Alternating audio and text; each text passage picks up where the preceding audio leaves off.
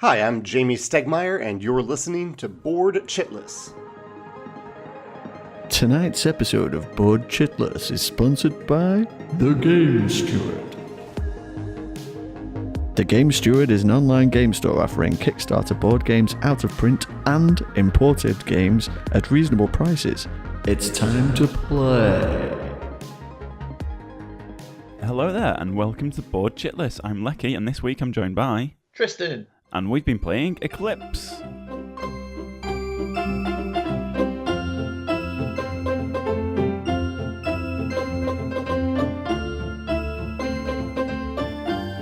Yay, finally! I know, how long has it been? We've played this game loads, but it's taken us well over a year to actually talk about it, play a game, talk about it on the podcast. There's 5 of us, wasn't there? Unfortunately, it's only me and Tristan actually survived to tell the tale. So, Tristan, do you want to explain to us what Eclipse is all about? Yes. So, you should probably establish as well at this point, at the point of recording, Eclipse 2nd edition is active on Kickstarter and very well funded indeed.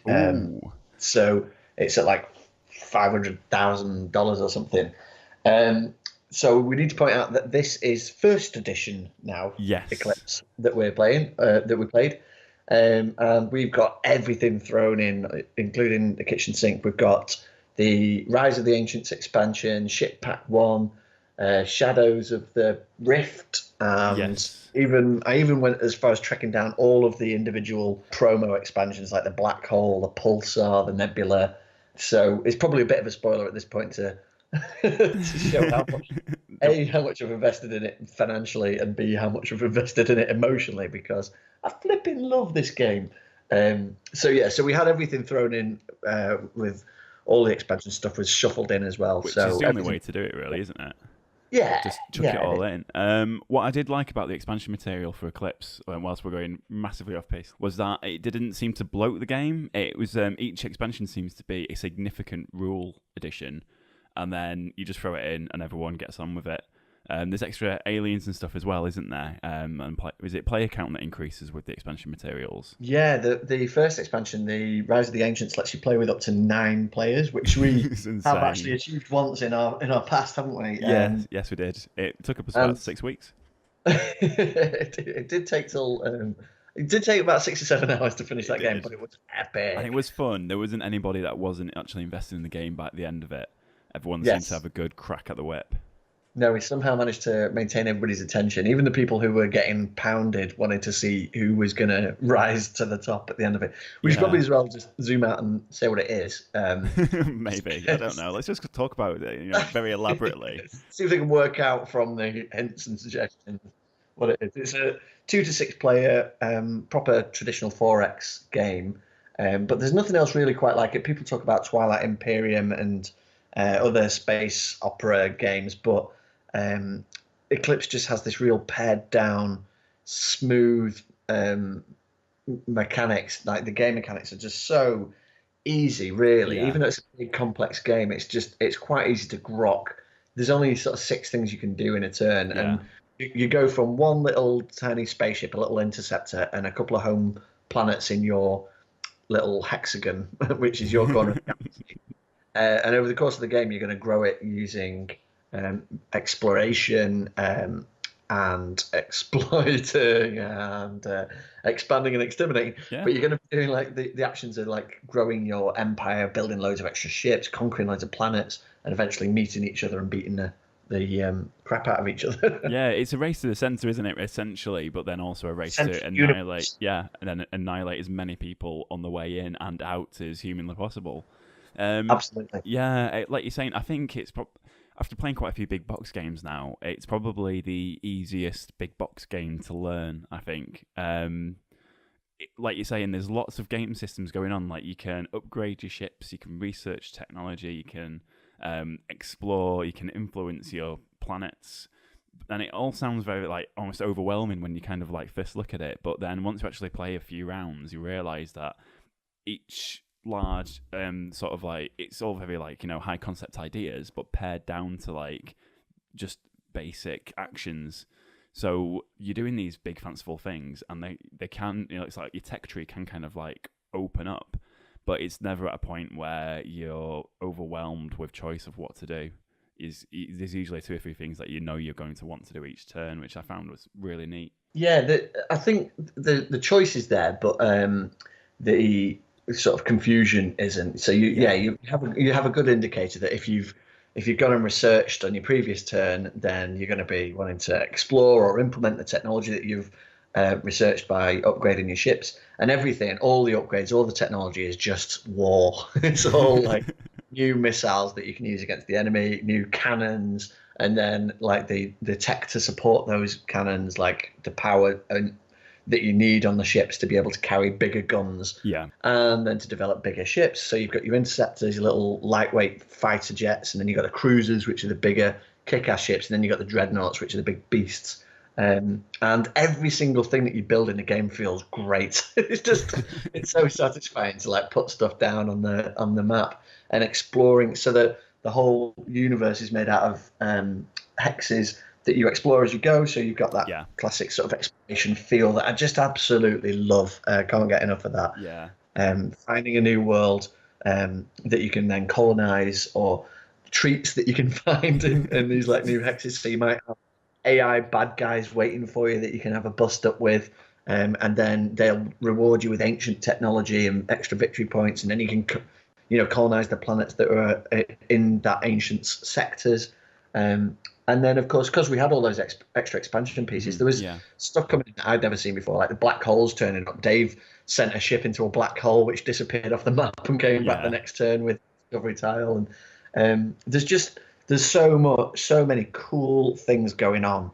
Even if I'm like absolutely getting my arse handed to me at Eclipse, I always enjoy playing it because it's just fun to watch everybody else's empires grow as it's your own, and it's exciting because you never know who's going to go on a big rampant destruction across the galaxy. Well, the battles never seem to go the way that you expect them to as well, because there's a fair amount of dice chucking involved.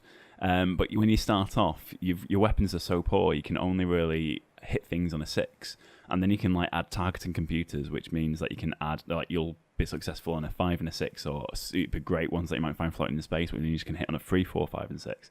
So everyone's kind of like slowly leveling up at a similar rate. And if you start to fall behind because you've not upgraded your computer after like a fight or two, you realise, I really should invest in this. And like you're saying, when you're doing poorly, you're still kind of learning off what other people are doing and how they're advancing their ships and their races. And you're finding cool ways to try and catch up with them, or you might all of a sudden be the first person to research missiles, and that gives you a really great opening advantage when you get into a fight. So all your missiles set off before the other person even knows you're there, and then if you're really lucky, they've just wiped them out, which is amazing. There's so many like nice little set pieces that can go off at any one time, and it keeps everyone on their toes, really. It does. Everybody else's ships always look better than yours. Oh, totally. You always think like, how are their ships so fast, or like, how do they get that many guns on them and all that kind of stuff, and you're still fighting to put whatever you can, stitch whatever you can on your own ships, and if you're lucky enough, you'll have some breathing room to be able to do that, but you can really amp up the pressure on the other players by attacking them early on, and getting them before they have a chance to develop. Or you can do what we all tend to do, which is form diplomatic relationships and alliances and wheel a deal with each other. Yeah, well, the diplomacy is pretty great in Eclipse because you can create like a trade alliance, can't you? So you'll each you'll give each other a little token that says, yes, we're friends now, and then you'll give each other one of your economic chits. So you've got little wooden cubes which are create like a grid at the bottom of your board, and then when you influence planets, you can put those down, and they'll reveal your new higher materials or economy or what was the science rating. So by giving these out to other people, you're actually furthering your own civilization. And then if you betray them, you get the traitor card, which will knock off 2 VP at the end of the game, which is just brilliant, because at some point one of their planets is going to look far too tasty to leave untouched. Yeah, no, it's and that mechanic itself, like taking a cube off your track to put onto the map or to give to another player, is just so elegant, and it just reveals all of a sudden your new income. It's just dead clean and simple and easy to read. When it comes to clean at the end of the turn, you know how much science you're getting, how many materials, how much money's coming into your system, and that allows you to track how many actions you can spend, and you can over budget, bankrupt your civilization if you decide to go crazy and just keep like going and doing more and more actions, or you can play it cautiously and try and hold back and grow slowly over time. And you can see that happening. People will spend everything they can on souping up the ships and going for a big all-out attack, and then overstretching themselves, and all of a sudden they find themselves too spread, almost having too big an empire. And everything just balances itself so brilliantly in this game, even though it's like kind of a crapshoot, like what tile you're going to draw. Weaker tiles are worth less victory points, so you can just claim them, grab what's on them, and then move on and get your influence back off that tile. Whereas big tasty tiles with lots of cool planets that are worth loads of VPs, you want to pile all your stuff onto, but then you've got to protect it, and you've got to put up star bases so people don't just sneak through a warp pod to the back of your empire and start taking out all your people with neutron bombs. It's just there's so many permutations and strategies to it. It's so hard to mention. It's like there's the different races you can play as, all the different alien races that completely mix things up. So you can all play as humans if you wanted to, or you can choose from one of the 6 that come with the 6 alien races that come with the game. And then with the expansions, there's even more. And each of them plays in its own unique way. Like I played the Descendants of Draco for the first time ever in the last game, and it was brilliant. It was a completely different game for me than the last time I played, because my particular civilization's ability rested on actually becoming friends with the AI. So the galaxy's filled with these random ancient ships that are just floating around, and most of the time you just have to beat the crap out of them and take their stuff. But I actually couldn't do that. I had to sort of colonize their worlds and become hippy dippy friends with them, which was quite scary at first, because you were going out smashing ships left, right, and center and getting loads of points early on, whilst I was sort of tentatively exploring and then hiding behind these ancient ships. But that was a completely different experience the last time I played, which was a different race again. So it always mixes things up. It always has something new. And even if you played as humans every time, you'd have a different experience, I think. You would, definitely. The Ancients were like the perfect meat shield for your race, weren't they? Because they just... you did have you were very lucky in terms of one of your superpower, for want of a better phrase, was you could examine 2 hexes before you placed one. Whereas everyone else just got what was on the top of the pile. So you could literally then hunt for these ancient races and then put them down to suit your advantage. And then the race next to you was played by Sam. Was he playing as Terrans, or was he the plant? No, he was the cyborg Mechanima. I see. So Sam was also sort of exploring towards you, but he was also uncovering all these ancients. So it was great for him because he could try and hunt them down and take technology off them and discoveries. But what was happening much quicker was you were sort of growing into that expanded area of the universe as well. And then once you'd influenced them, Sam couldn't move into that hex and fight the ancients without fighting you first. So it becomes it's all of a sudden you've doubled your firepower very cheaply. But it was brilliant. It was as a strategy, it worked really well. But also the luck of the hexes came out in your favour. But then you didn't sit back and just let it happen. You really monopolised on it where you could. Yeah, you really have to sort of play to your civilization's advantages. Like the last time we played, I can't remember the names of the races now, but it was the Money Empire. It starts off with Is it like the interstellar bankers? Yeah, it rhymes with bankers. Oh yeah. And they start out with tons of cash, and you're like, oh, this is brilliant. I can just do loads of actions. So after everybody else has passed, you've got all this money to spend on just doing more and more actions really early on in the game, which feels like this terrific advantage. And when we first started out, I was like, oh wow, it almost feels like cheating this, because I'm going to take what I want, explore as far as I like. And then within a few rounds, because I'd overspent and I hadn't managed my resources, I was completely tied up and trapped. It was the hoist of my own petard, because, I hadn't the foresight to realize that maybe this money thing isn't an endless supply. And sure enough, it wasn't. And if you don't plan your civilization around that, you can find yourself like I did, completely tied up and without the resources to make headway. 4 or 5 turns into the game, 4 or 5 rounds into the game, which is where it's crucial, where the tipping point where you all start battling and stuff. So yeah, and you were playing as the aggressive sort of Yeah, mercenary. yeah. So I you had, was. Oh, go on. Sorry. sorry, I was just going to say you started with cruisers, didn't you? Whilst everybody else had just I interceptors. did. I did. Yeah. So I was playing as the Orion hegemony, and I'd not only started with a cruiser when everyone else had like this tiny little nimble fighter, but I also had a battle computer and a ghost shield and extra power. So I had these beefed up spaceships to begin with. So whenever someone came up against me, I'd knock. I'd make their dice rolls one harder, and Yeah. then I'd also make mine one easier.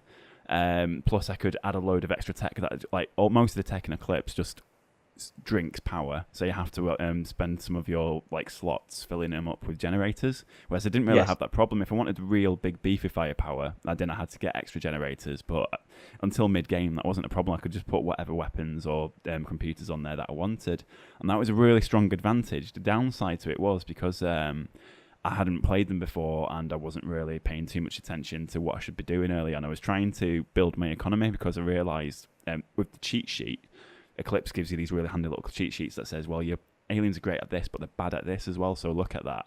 And I Oh, hang on. Sorry, just to interrupt there. Go Like, I on. printed those. They're a fan resource, so they're just like a quick crib sheet of advantages and disadvantages, but they Yeah. don't come again. The game tells I you see. obviously your abilities, but not like It's like hidden away in the rule book somewhere, so you're not always going to have that resource handy.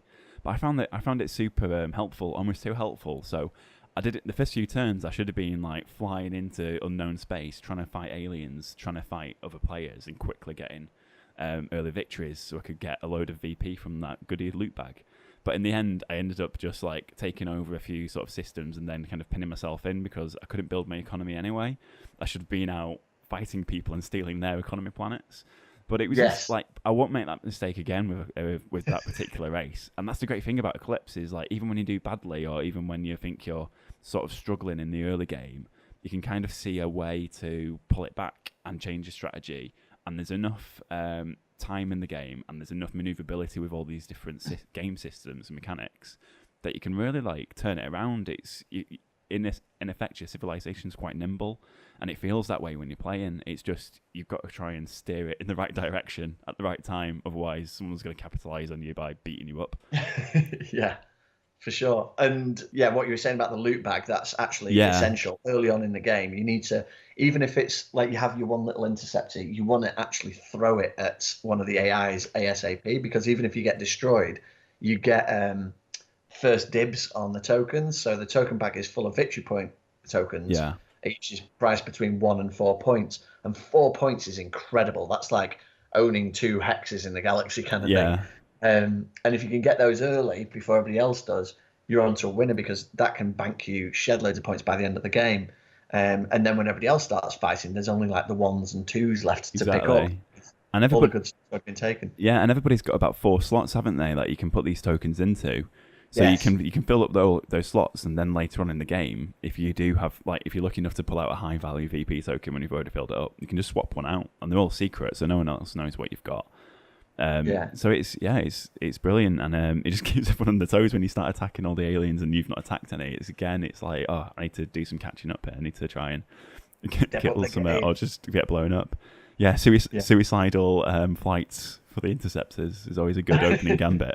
In case it's not already clear, I love this game, and I think I'll probably just start to address a couple of the criticisms that have come up during like our plays from people like Dave, who says that the flavor text is pretty thin on the ground. The theme is fairly thin, and I guess I tend to agree with that. There's a couple of paragraphs about where it's the future and everyone's battling for the empire. Go for it, and each sort of alien race gets a little bit of blurb as well.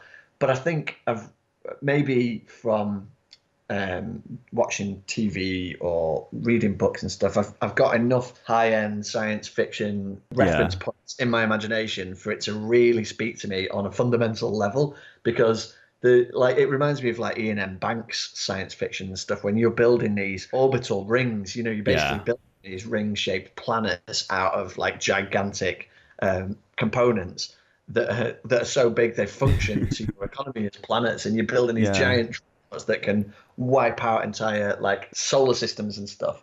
So I think for me the theme is is just right. You don't really want to be bogged down in a deep narrative, choice-driven game where you're reading loads of flavor text and stuff when it's just getting out there and conquering and blasting ships. And I think the narrative is emergent in the actions that you play and in all the discoveries that you make along the way and the way that your empire develops and interacts with other people, whether or not you forge alliances or you like beat each other up or betray each other, and uncover pulsars and things like that. So for me, it's just the right amount for this kind of game, for a 4X game. Yeah.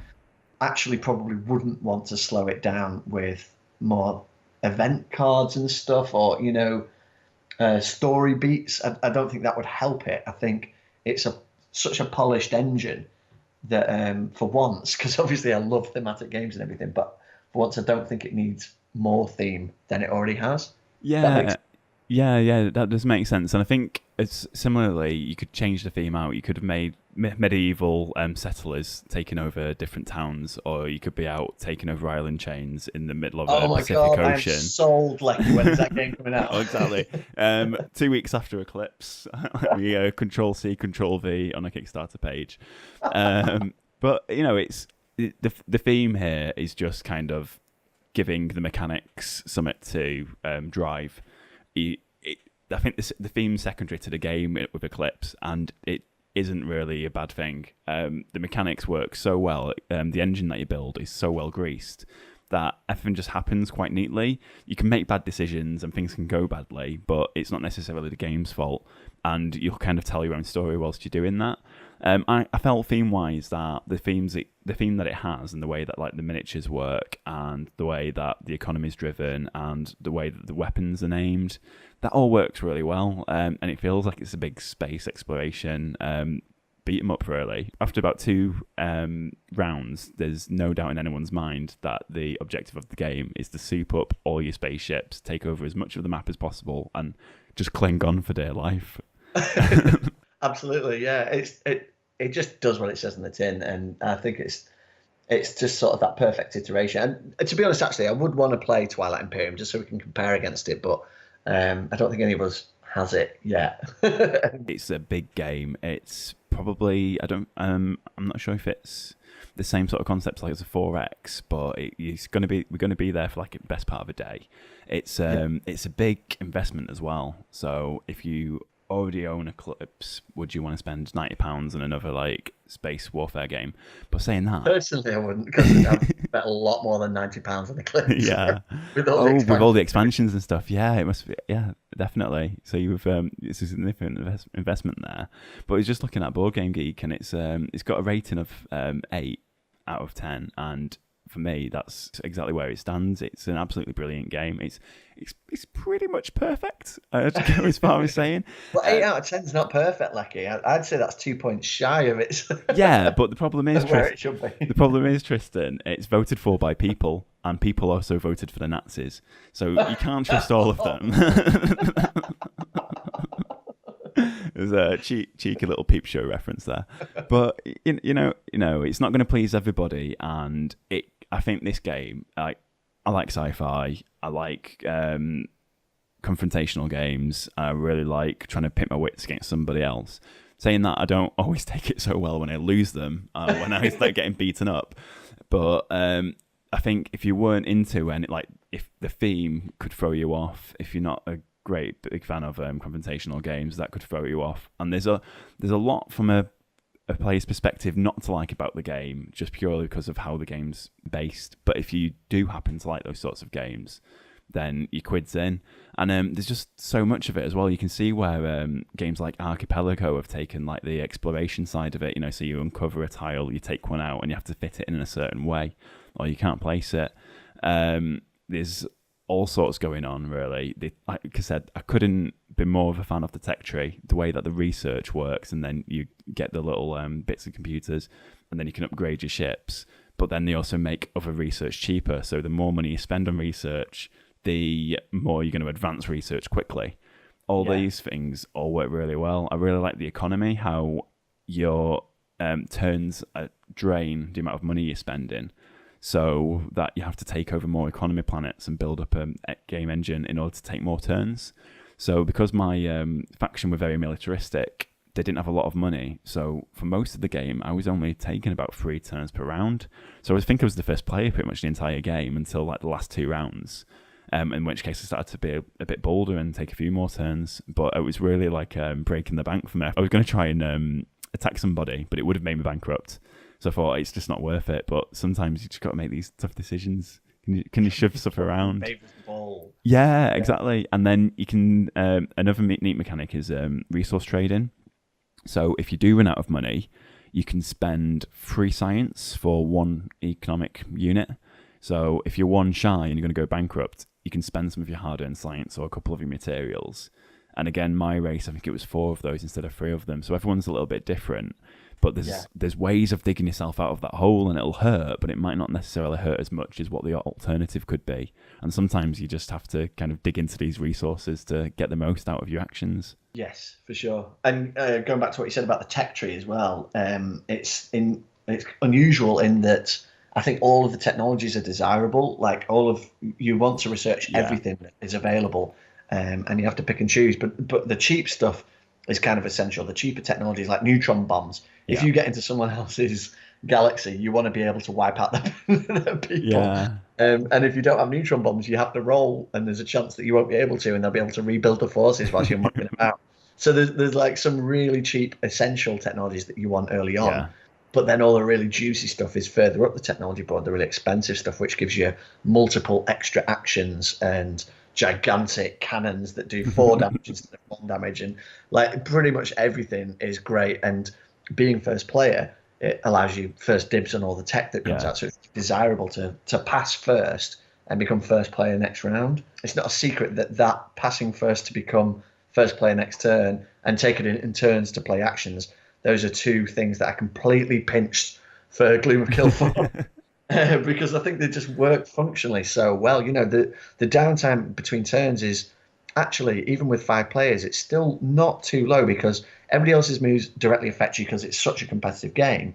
But also, somebody's move, providing they know what they're doing, is like they take 1 action and then they're done and the play moves on. Yep. So it moves along at a gallop. You really need to pay attention to what everybody else is doing so that you can see which techs are going and what techs are appearing on other people's ships and stuff. And handily, they're all like, you know, really brightly coloured. If they've got antimatter cannons, which are like the biggest guns in the game, they've got bright red tech standing out of their blueprints and stuff. And the blueprints work really well. It's fun, like fitting out each of your ship types with all the different techs you can get. The economy build just looks nice and clean. The art in the game isn't brilliant, but it's evocative. It does what it needs to do. Yeah. And the graphics, I think the graphic design is really smart, and it's probably dated a little bit. Like the second edition is probably going to look way sexier, but flipping over a tile and just seeing so clearly what each planet does, and what the tile represents and what your ships are doing within that tile and everything else, everything about the game is so clean. There's no real, even though it's like it's bloated on the table, it's like it's a huge game, you know, it fills our big table. Yeah. The game itself doesn't feel like it has bloats. Like when you're playing some of the old Fantasy Flight games and you've got like a character with 15 different abilities and you can't keep track of what they all do. And with Eclipse, you know what everything does, and every upgrade replaces an older bit of kit or moves you further along in the game. So you're always kind of at a glance aware of what everything that you've got does. Yeah. And yeah, I just really love that. I really love the feel of it, the sense of growth and development, sense of achievement when you're kicking the crap out of other players and the bad guys, the ancients, you know, making the galactic center and stuff. Yeah. It all just comes together so well. Well, if you're... say it's definitely closer to a 10 out of 10 for me. I think like you're saying, the sense of achievement, if you're the player that takes over the galactic center, then that's absolutely brilliant because there's this absolutely horrible AI alien force in the middle that it's usually about, you know, the 2/3 of the way through the game when someone actually manages it, because they're just so difficult to take down. You really do feel like, that's it, I've reached the absolute apex of my development and now I just need to try and keep killing everyone else that tries to come at me to take the center now because it's worth so many VP. It was Jackie's first game of Eclipse, I think we'd played it at least once before. I know you played it to death. I've played it about 3-4 times. I think Sam's played it quite a few times as well. Jackie didn't really struggle. Like the first few rounds, obviously, was like a learning experience. There was a few questions being asked me. I just had to kind of like, just had a few pointers here and there just to make sure she knew what would make a good turn. But after that, it was fine. She was like keeping an eye on what was coming out in the science board, in the marketplace, and then keep an eye on what other players were doing and how she might expand. And it just didn't seem to be like that difficult of a game for her to get her head around, really. And I think that's probably what most people's experience of the game are like. It might be different if it's your first game as a group and you're kind of moving through the rule book, but Eclipse has been out since like 2011 now, so the amount of player aids and stuff that exist on Board Game Geek and stuff, it's incredible. There's a really good community behind it. I don't think people should be put off by the weight of the game in terms of the size of it and the complexity, really. I think there's a lot of fun to be had with it. Definitely, for sure. And it definitely speaks to competitive players. You can make alliances, so you can, with the expansions anyway, with the base game, you have like diplomatic relations and then you can betray each other or not. But with the expansion, you can actually make an alliance. Like you and Sam actually joined forces. We did, where yeah. You split and share your points at the end of the game. And then you can move and attack together and defend together and everything, which really switches things up in a multiplayer game because once you guys had taken the center, for example, you kind of blockaded it. So that at that point, there was no way that me, Dave, or Jackie were going to connect without going you guys first. That throws a spanner in the works and changes things up again and adds like another unique element. And it ups the stakes for you guys as well because you can still betray each other, but then you lose even more victory at the end of the game. Yeah, I think it's about 5 victory points penalty because the alliance, we also did like the trade agreement first and then went into a full-blown alliance. So I think it would have just been so expensive to actually betray each other. But the reason why we went into an alliance was because we were kind of like the runts of the galaxy anyway. We weren't really expanding on the industrial level that you and Dave were. So we thought if we're going to have any chance, then we'll buddy up. But then the problem was I think we probably allied a bit too late in the game maybe to make too much of a difference. Or we just didn't really communicate enough. We just carried on doing our own thing. So towards the end, when we were both like filled up the Galactic Center, that really worked and helped us. But we both left some of our hexes sort of undefended, as opposed to like trying to beef up our military and look after both of our territories. So to really get the most out of that, add up all the zones and then divide them by 2 rule. Yeah. So we ended up doing just about as well as we did on our own. So I think Sam did a little bit better. So I dragged the average down. I think I would have got about 23 VP and Sam would have got about 27. So I ended up with 25. But, can't sniff at that. It wasn't too bad. No, it was a good show. And blockade in the centre, again, was quite a crucial move because when I did think I had the power to go in there, I sent in my big tooled up dreadnoughts and they just got crucified. You guys had like such a strong hold on it. There was no way I was getting through.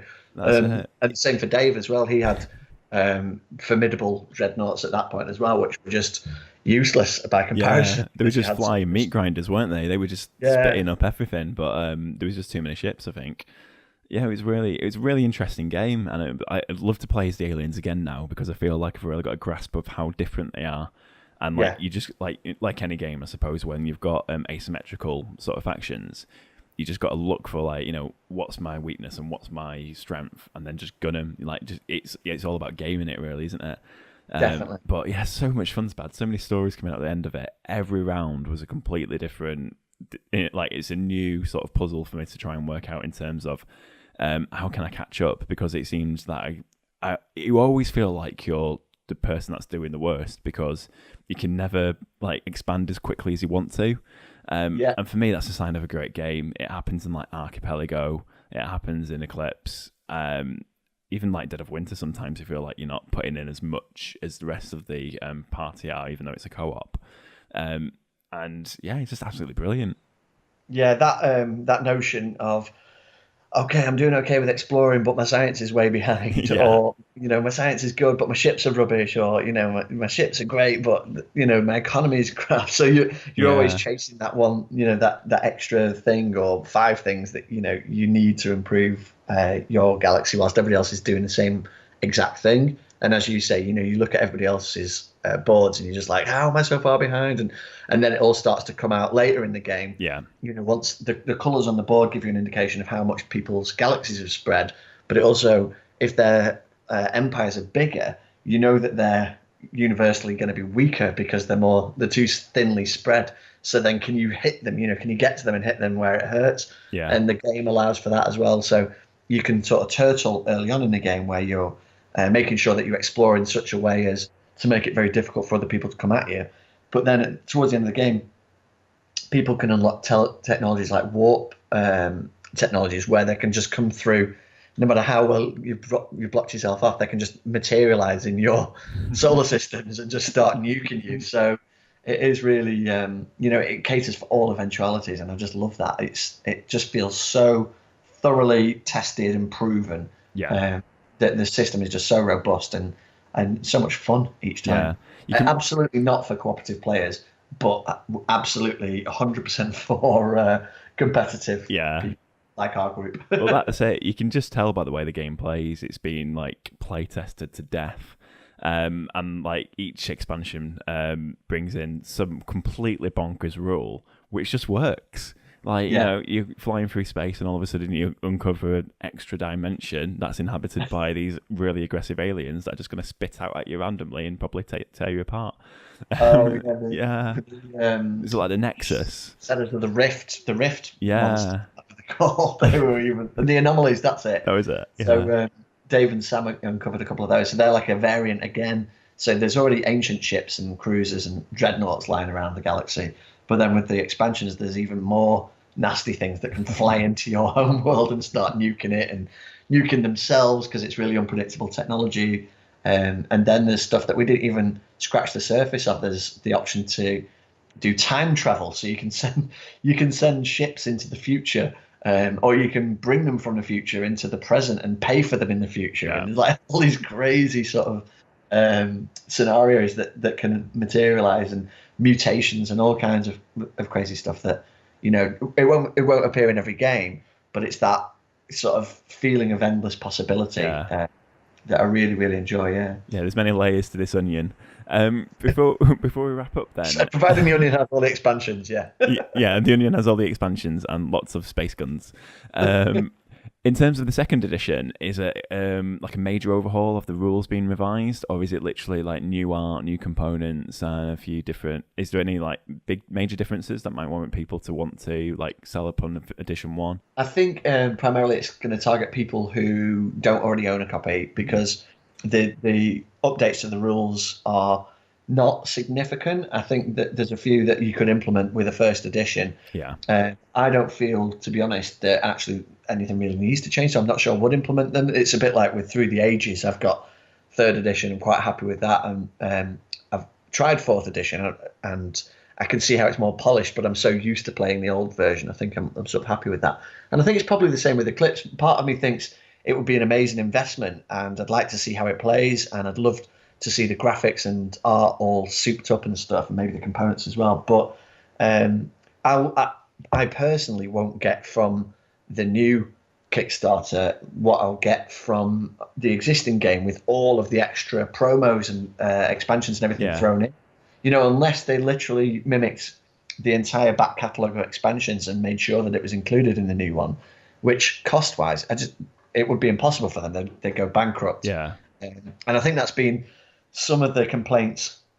Obviously, it's a Kickstarter, so it has complaints. And some of them have been from existing backers who were expecting an upgrade kit or something like that, which just from like an economic perspective isn't really feasible. Yeah. If they are revisiting the game completely in a new edition, then lots of things are going to change. Lots of things are going to give. But from what I can tell, no, there's not any massive overhauls to the game rules or anything. So I would say it's an excellent opportunity for those who are jumping into Eclipse for the first time. I think it's probably a brilliant starting point. Yeah. And maybe for those who've only got the base set and just want to, upgrade that would be good too. But if you've gone so far down the line that you've literally bought like elements off people on Board Game Geek, to try every single expansion like I've done, you'd have to be a super fan to do that, I think. Yeah. And I am a super fan of Eclipse, but I don't feel the need at this point to have like two versions of it that are quite similar. So well, that's it. I suppose similarly as well, like the first edition with all the expansions is so robust and it plays so well. It doesn't really feel like it's a game that's, you know, all of a sudden it's become unsupported. It feels very much like it's grown to the point it's going to grow to, and it's a great chapter in which to end it and then move on to a new edition and start growing it again, maybe, and see what might come out in the future. It's like a natural evolution. Yeah, it by no means feels unfinished. Like the base game is a great game on its own. Then every edition of expansion material they bring into it will only sort of like raise the bar a little bit higher and just make it, you know, just keep you guessing really with how your game's going to play. But if you've just got the base game on its own, that's still a brilliant game. I think we played it the first time we brought it into work when we had like a games night, and we just played it with the base game materials or maybe just one or two of the expansions, and everyone had a great time. It was brilliant. You could play the base game without the expansions for ages, even just as the humans, which we did for the first 5 or 6 games. You know, we didn't even bother with the aliens, and then somebody suggested that we throw them into the mix and see how it goes. And it completely changed everything again. The humans, everyone being humans, is the fairest way to play it. Yeah, they're super well balanced, aren't they? Exactly the same abilities, yeah. But once you start adding the aliens and stuff in, and like the plant creatures and the water creatures and everything else, it really does add, a completely new perspective and breathes fresh life into it. And that's before any of the expansions. And then once you chuck all the expansions in as well, there's just there's shed loads of material there. I've only glanced briefly at the Kickstarter, the new one, and I can see they've done things like pare down the size of the player boards, you know, and just sort of made sensible graphics changes, which would like clean it up a bit. But I don't think I'll feel like I'm missing out unless they bring like some mega expansion, you know, with loads of new rules and stuff. But to be honest, we've played or experienced so little of the Shadows of the Rift expansion that we've got, you know, loads more game in the box as it is, I think. Yeah, you're great. I remember you picking up that expansion. It was it's absolutely mind-boggling of like other things that you can bring into it, and like you're saying, you only shuffle in a little bit each time, so it keeps the surprises coming. But what a game! Definitely, what a game! It gets a board chitless 10 out of 10 from both of us. And, you know, quite politically leave Dave out of it. So in case it brings the average crumbling down. But I think everyone had a great game of it on the night anyway. I don't think there was any complaints. And again, you can dissect forensically any game and find, you know, something about it that you probably would change. So except for Eclipse. Except for Eclipse, of course. And it's great. I mean, I feel like a board shitlist has gone full circle now. We mentioned it briefly in episode 1, mentioned it briefly a couple of episodes ago, and then we finally got it out on the table and waged complete war on each other. I'd be happy to play this again for the next 4 weeks, and you know, to the exclusion of all of the games. But it would make for a pretty dull, repeated podcast. Well, let's try it. Let's see if we can set up some sort of homebrew legacy rules, and we can play it for the next 50 weeks non-stop. Lovely. So before we lose any subscribers, we'll just go out and say that we'll probably play something different next week, and you should definitely tune in and find out what that is. Until then, go out, borrow Eclipse off somebody, go to a board games cafe, play it if you can, go to a friend's house and beg them to play it with you, and or get on Kickstarter and throw some money at it. It's definitely a game that you won't regret picking up. On that note, I'll say ta-ta for now. We'll see you next week. Bye. Ta-ra.